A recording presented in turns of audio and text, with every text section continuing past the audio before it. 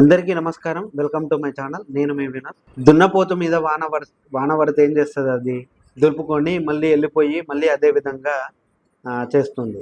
ఎందుకంటే కొంతమంది చేస్తున్నటువంటి వ్యవహార శైలి ఆ విధంగా ఉంది. మనం గతంలో కొన్ని వీడియోలు చూసుకుంటే తిరుమలలో జరుగుతున్నటువంటి ఈ ఆచార వ్యవహార శైలి మారాలి అని ఎంతమంది మొత్తుకున్నా, ఎన్ని కఠిన నిర్ణయాలు కానీ కఠిన నియమాలు వచ్చినా కూడా దున్నపోతు మీద వాన పడ్డట్టే అవుతున్నది. ఎందుకంటే ఎంతమంది మీద కేసులు పెట్టినా లేదంటే ఎంతమంది పైన ఈ అధికారంగా కొన్ని అనవసరమైనటువంటి విషయాలలో జోక్యం చేసుకొని తీవ్ర ఆందోళనకు గురవుతున్నారు. మనం గతంలో చూసుకున్నట్టయితే శివజ్యోతి గారు క్యూ లైన్లో నిలబడి మనం లైన్లో లేనట్లేమో బిచ్చగాళ్ళ మాదిరిగానే ప్రవర్తిస్తున్నాం అన్నట్టు కొన్ని వాక్యాలు చేసింది. దానిపైన ఎంత దుమారం రేపిందో అందరికీ తెలిసిన విషయమే. ఎందుకంటే పవిత్రమైనటువంటి తిరుమలలో అలాంటి మాటలు కానీ, లేదు అంటే నీకు విఐపి దర్శనం జరుగుతున్నట్టు అంటే జరిగింది కావచ్చు, కానీ ఆ సందర్భంలో అలా మాట్లాడడం, ప్రసాదం గురించి ఇంకా నీచంగా మాట్లాడడం కరెక్ట్ కాదు. సో దానికి ఏ చట్టపరమైన చర్యలు అంటే ఆమె అప్పుడు ప్రెగ్నెంట్తో ఉన్నప్పుడు కూడా అలాంటి మాటలు మాట్లాడడం కానీ, లేదు అంటే ఆ మాట్లాడిన తర్వాత ఆ వీడియోలు బయటికి ఎప్పుడు అయితే వచ్చాయో దాని తర్వాత వీళ్ళందరూ ఉన్న వాళ్ళందరూ ఎలా స్పందించారో మనందరికీ తెలిసిందే. కనీసం లేడీ ప్రెగ్నెంట్ తోటి ఉంది అని చూడకుండా తిరుమలలో జరిగినటువంటి ఈ ఈ యొక్క ఆకృత్యాన్ని ఆమె మాట్లాడినటువంటి మాటలకు ఏ విధంగా ఆమెకు సమాధానాలు చెప్పారో ప్రతి ఒక్కరు స్పందించారు. అలాగే కొంతమంది ఇన్ఫ్లుయెన్సర్లు రీల్స్ చేయడం, లేదు అంటే అక్కడ ఫోటోలు దిగడం, లేదంటే వచ్చే భక్తులను ఇబ్బందులకు గురి చేయడం, ఇవన్నీ ఎంత చేశారో మనకు ఆల్రెడీ చూసే ఉంటాం. తాజాగా గీతూ రాయల్ కూడా రీల్ చేయడం జరిగింది. ఆమెపై ఎలాంటి యాక్షన్ తీసుకున్నారో అందరికీ తెలిసిన విషయమే. ఎందుకంటే వీళ్ళందరూ మరి తెలిసి చేస్తున్నారా, తెలియక చేస్తున్నారా అర్థం కాని విషయంలో ఉన్నది. ఎందుకంటే ఆల్రెడీ వాళ్ళు మొత్తుకుంటానే ఉన్నారు, ఇక్కడ ఎలాంటి రీల్స్ కానీ ఎలాంటి ఫోటోషూట్లు కానీ చేయకూడదు. ఎందుకంటే ఇది పవిత్రమైనటువంటి పుణ్యక్షేత్రం కాబట్టి వచ్చే భక్తులకు ఇబ్బంది కలగకూడదు. మరియు కొన్ని నియమాలు ఉన్నాయి, ఈ తిరుమల తిరుపతి దేవస్థానానికి సంబంధించినటువంటి నియమ నిబంధనలు ఉన్నాయి కాబట్టి అవన్నింటికి సహకరించాలి, మీరు సహాయపడాలి అని చెప్తున్నా కూడా కొంతమంది బుర్రలు మరి ఎక్కడ పెట్టి నడుపుతున్నారో తెలియదు, ఎలా పెట్టి చేస్తున్నారో తెలియదు. కానీ రీసెంట్గా బిగ్ బాస్ తనూజ బర్త్డే సందర్భంగా దివ్యల మాధురి ఈ బిగ్ బాస్ తనూజ తిరుమలలో పూజ చేసుకున్న అనంతరం ఆ రూమ్స్లలోకి వెళ్ళి కేక్ కట్ చేయడం జరిగింది. ఎందుకంటే తిరుమల తిరుపతి దేవస్థానంలో ఇలాంటివి నిషిద్ధము.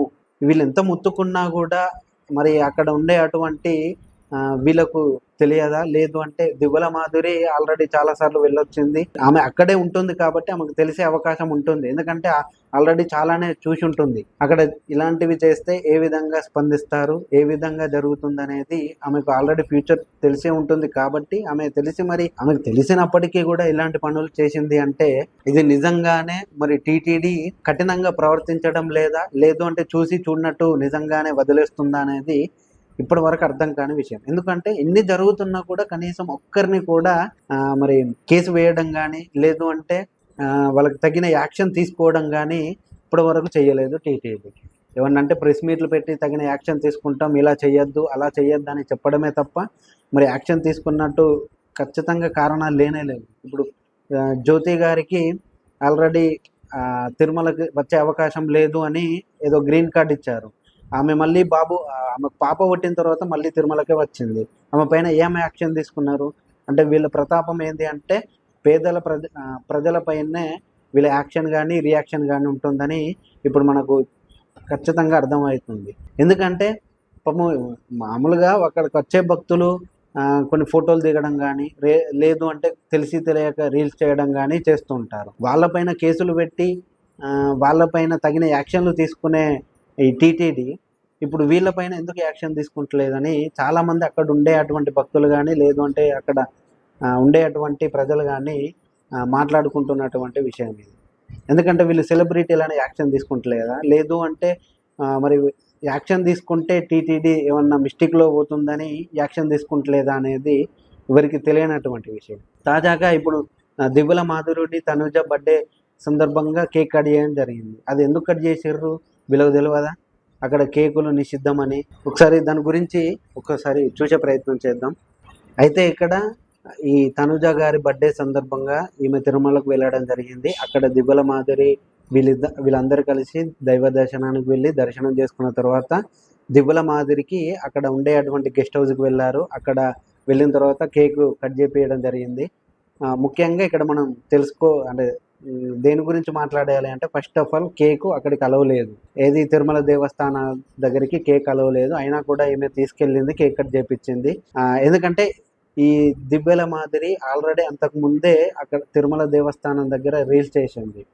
అది చాలా విమర్శలు దారితీసింది. దాని తర్వాత ఆమె సారీ చెప్పడం కూడా జరిగింది.